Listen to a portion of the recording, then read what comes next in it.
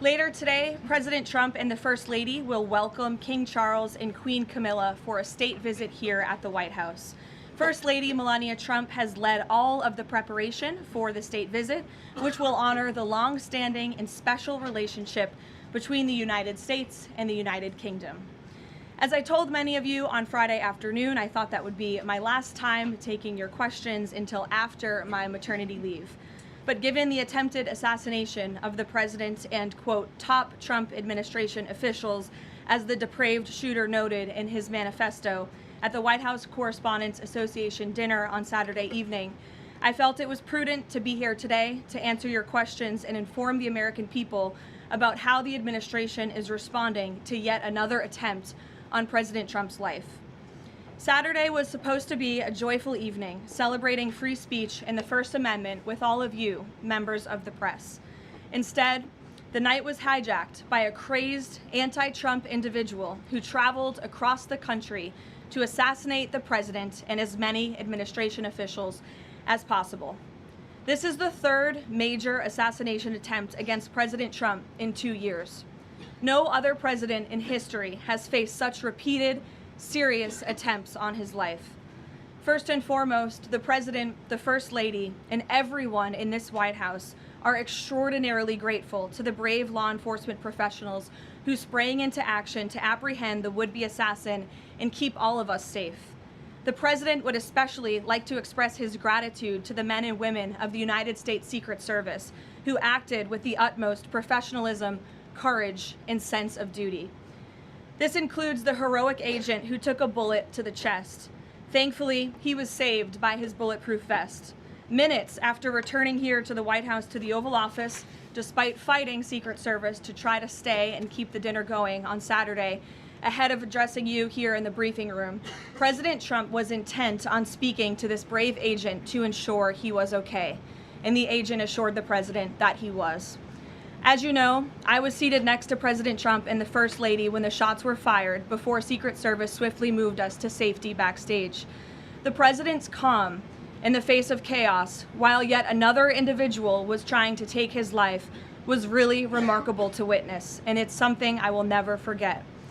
President Trump is fearless because he loves this country, and he is willing to put his own life on the line to deliver on the promises that he made to the American public who elected him here into the highest office in the land. And while we are blessed to have a fearless president, we should not live in a country where such constant fear of political violence permeates our society every single day. We can and we should have fierce disagreement in this country. As you all know, we disagree often, myself in this role and all of you in the news media, but those disagreements must remain peaceful. Debating, peaceful protesting, and voting are how we need to settle disagreements, not bullets. Nobody in recent years has faced more bullets and more violence than President Trump. This political violence stems from a systemic demonization of him and his supporters by commentators, yes, by elected members of the Democrat Party, and even some in the media. This hateful and constant and violent rhetoric directed at President Trump day after day after day for 11 years has helped to legitimize this violence and bring us to this dark moment. Those who constantly falsely label and slander the president as a fascist, as a threat to democracy, and compare him to Hitler to score political points are fueling this kind of violence. The left-wing cult of hatred against the president and all of those who support him and work for him has gotten multiple people hurt and killed, and it almost did so again this weekend. When you read the manifesto of this shooter, ask yourselves, how different is the rhetoric from this almost assassin than what you read on social media and hear in various forums every single day? The answer, if you're being honest with yourself, is that there is no difference at all. Much of the manifesto of the would-be assassin is indistinguishable from the words that we hear daily from so many. For example, as the First Lady of the United States pointed out this morning, just 2 days prior to the shooting, ABC's late-night host Jimmy Kimmel disgustingly called First Lady Melania Trump an expectant widow. Who in their right minds says a wife would be glowing over the potential murder of her beloved husband? And having experienced what I did with the First Lady on Saturday night, I can tell you that she was anything but that. This kind of rhetoric about the President, the First Lady, and his supporters is completely deranged, and it's unbelievable that the American people are consuming it night after night after night. As President Trump said on Saturday night at this podium, we as Americans must recommit ourselves to resolving our differences peacefully and uniting around the shared values that make our country great. The deranged lies and smears against the president, his family, his supporters have led crazy people to believe crazy things, and they are inspired to commit violence because of those words. It has to stop. And one more point. Saturday night served as yet another reminder of how important it is to fund the Department of Homeland Security. It is shameful that the United States Congress has kept this vital agency defunded for 73 days. The longest shutdown of a federal agency in U.S. history. The Secret Service is a vital component of DHS. It has been directly impacted by this reckless political gamesmanship.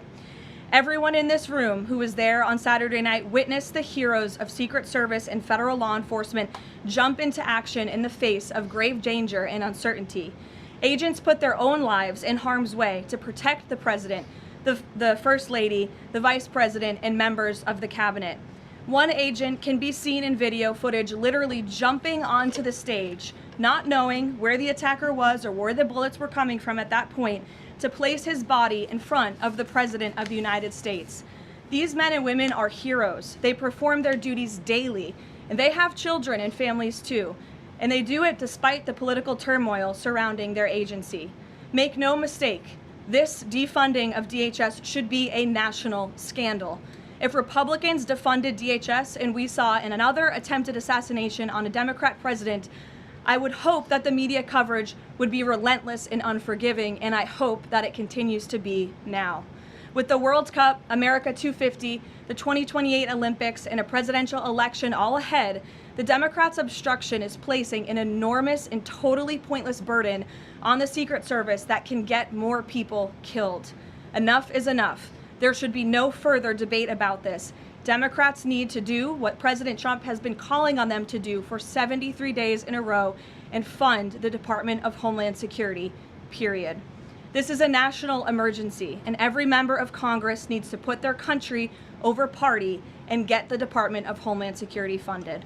With that, I will take a few of your questions today. Daniel, thank you for being here. Why don't you kick us off? Thank you, Caroline. The president, Saturday after the assassination attempt, came here. He emphasized that law enforcement did their job in keeping everyone safe at the dinner. House Speaker Mike Johnson came out and said he believes the president needs greater protection